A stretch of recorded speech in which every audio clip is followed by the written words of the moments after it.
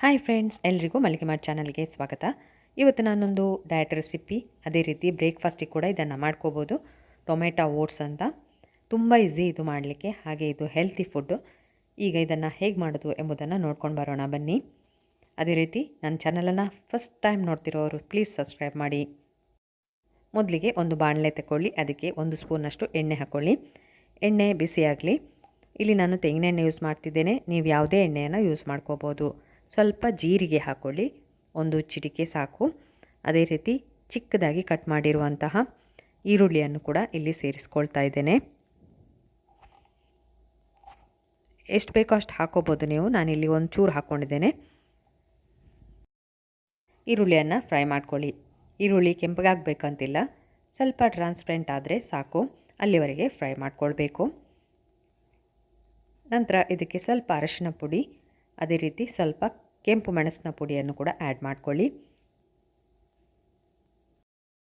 ಹಾಗೆ ರುಚಿಗೆ ಸ್ವಲ್ಪ ಉಪ್ಪು ಕೂಡ ಸೇರಿಸ್ಕೊಳ್ಳಿ. ಇಲ್ಲಿ ಮೊದಲಿಗೆ ಸ್ವಲ್ಪ ಉಪ್ಪನ್ನು ಸೇರಿಸ್ಕೊಳ್ಳಿ.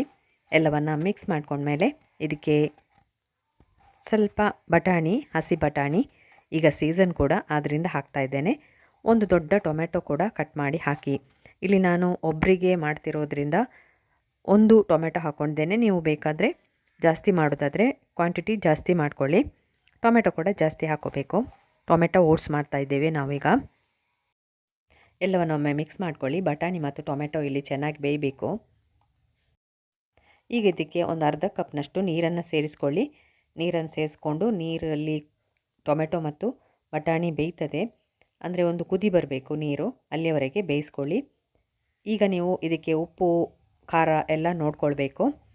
ಉಪ್ಪು ಸಾಕಾಗಲಿಲ್ಲ ಆದರೆ ಸ್ವಲ್ಪ ಸೇರಿಸ್ಕೊಳ್ಳಿ. ನಾನಿಲ್ಲಿ ಸ್ವಲ್ಪ ಉಪ್ಪನ್ನು ಸೇರಿಸ್ಕೊಳ್ತಿದ್ದೇನೆ. ಉಪ್ಪು ಸ್ವಲ್ಪ ಕಮ್ಮಿ ಇದೆ, ನೀವು ನೋಡಿಕೊಂಡು ಹಾಕಿ. ಈಗ ನೋಡಿ, ಒಳ್ಳೆ ಕುದಿ ಬಂದಿದೆ. ಬಟಾಣಿ ಟೊಮೆಟೊ ಎಲ್ಲ ಚೆನ್ನಾಗಿ ಬೆಂದಿದೆ, ಉಪ್ಪು ಖಾರ ಎಲ್ಲ ಸರಿಯಾಗಿದೆ. ಈಗ ನೀವು ಇದಕ್ಕೆ ಒಂದು ಅರ್ಧ ಕಪ್ನಷ್ಟು ಓಟ್ಸನ್ನು ಸೇರಿಸ್ಕೊಳ್ಬೇಕು. ಓಟ್ಸ್ ಎಲ್ಲ ಶಾಪಲ್ಲಿ ಸಿಗ್ತದೆ, ನಿಮಗೆ ಕೇಳಿದರೆ. ನೋಡಿ, ವೈಟ್ ಓಟ್ಸ್ ಹಾಕ್ತಾ ಇರೋದು. ಒಂದು ಅರ್ಧ ಕಪ್ನಷ್ಟು ಹಾಕ್ತಾ ಇದ್ದೇನೆ, ಯಾಕೆಂದರೆ ಇಲ್ಲಿ ಒಬ್ಬರಿಗೆ ಮಾಡ್ತಾ ಇದ್ದೇನೆ.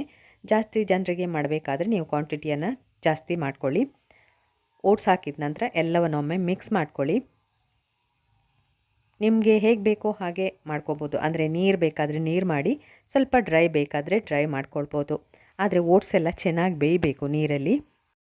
ನೋಡಲಿಕ್ಕೆ ಎಷ್ಟು ಕಲರ್ಫುಲ್ ಆಗಿದೆ. ಇದನ್ನು ನೀವು ಮಕ್ಕಳಿಗೆ ಮಾಡಿಕೊಟ್ರೆ ಯಾವುದರಲ್ಲಿ ಮಾಡಿದ್ದೀರಿ ಅಂತ ಹೇಳೇ ಗೊತ್ತಾಗೋದಿಲ್ಲ. ಮಕ್ಕಳಿಗೂ ಕೂಡ ಇದನ್ನು ಕೊಡಿ, ಒಳ್ಳೆ ರೆಸಿಪಿ ಇದು, ಹೆಲ್ದಿ ರೆಸಿಪಿ. ಈಗ ಕೊನೆಯಲ್ಲಿ ಇದಕ್ಕೆ ಕೊತ್ತಂಬರಿ ಸೊಪ್ಪನ್ನು ಉದುರಿಸ್ಕೊಳ್ಳಿ. ಇದ್ದರೆ ಹಾಕಿ, ಇಲ್ಲದ್ರೆ ಏನು ತೊಂದರೆ ಇಲ್ಲ, ಸ್ಕಿಪ್ ಮಾಡ್ಕೋಬೋದು. ಎಲ್ಲವನ್ನು ಒಂದು ಕುದಿ ಬರುವವರೆಗೆ ಕೈ ಆಡಿಸಿ. ಇದನ್ನು ನೋಡ್ಬೋದು ನೀವು, ಒಳ್ಳೆ ಬೆಂದಿದೆ ಕೂಡ. ಈಗ ಈ ರೆಸಿಪಿಯನ್ನು ಟ್ರೈ ಮಾಡಿ, ತುಂಬ ಸುಲಭ ಮಾಡಲಿ ಕೂಡ, ಮತ್ತು ಟೇಸ್ಟಿಯಾಗೂ ಇರ್ತದೆ, ಹೊಟ್ಟೆ ಕೂಡ ತುಂಬ್ತದೆ. ಒಂದು ರೀತಿಯಲ್ಲಿ ಡಯಟ್ ಫುಡ್ ಇದು. ತುಂಬ ತಿನ್ನಲಿಕ್ಕಾಗೋದಿಲ್ಲ, ಸ್ವಲ್ಪ ಮಾತ್ರ ತಿನ್ನಲಿಕ್ಕಾಗೋದು, ಆದರೆ ರುಚಿಯಾಗಿರ್ತದೆ. ನೀವು ಇದನ್ನೊಮ್ಮೆ ಟ್ರೈ ಮಾಡಿ, ಮತ್ತು ನನಗೆ ಕಮೆಂಟ್ ಬಾಕ್ಸಲ್ಲಿ ಹಾಕಿ. ಅದೇ ರೀತಿ ಎಲ್ರಿಗೂ ಇದನ್ನು ಶೇರ್ ಮಾಡಿ, ಲೈಕ್ ಕೊಡಲಿಕ್ಕೆ ಮರಿಬೇಡಿ. ನೋಡಿ, ಈ ಥರ ಕನ್ಸಿಸ್ಟೆನ್ಸಿಯಲ್ಲಿ ನಾನು ಯಾವಾಗಲೂ ಮಾಡ್ಕೊಳ್ತೇನೆ. ಈಗ ಟೊಮೆಟೊ ಓಟ್ಸ್ ರೆಡಿಯಾಗಿದೆ. ಇದನ್ನು ಬಿಸಿ ಬಿಸಿಯಾಗಿ ತಿನ್ನಿ, ತಣ್ಣದು ತಿಂದರೆ ತಿನ್ನಲಿಕ್ಕಾಗೋದಿಲ್ಲ. ಆದ್ದರಿಂದ ಮಾಡ್ತಾ ಕೂಡಲೇ ತಿನ್ನಬೇಕು. ಇದನ್ನು ನೋಡಿದ್ರಲ್ಲ ಹೇಗೆ ಮಾಡೋದು ಅಂತ, ಒಮ್ಮೆ ಟ್ರೈ ಮಾಡಿ. ನಾನೀಗ ಇದನ್ನು ಬಿಸಿ ಬಿಸಿಯಾಗಿ ತಿನ್ನಲಿಕ್ಕೆ ಹೊರಡ್ತಾ ಇದ್ದೇನೆ. ಇನ್ನು ನಿಮಗೆ ಹೊಸ ರೆಸಿಪಿಯೊಂದಿಗೆ ಸಿಗ್ತೇನೆ. ಪುರ್ಸೊತ್ತು ಮಾಡಿ ನೋಡಿದ್ದಕ್ಕೆ ಥ್ಯಾಂಕ್ ಯು.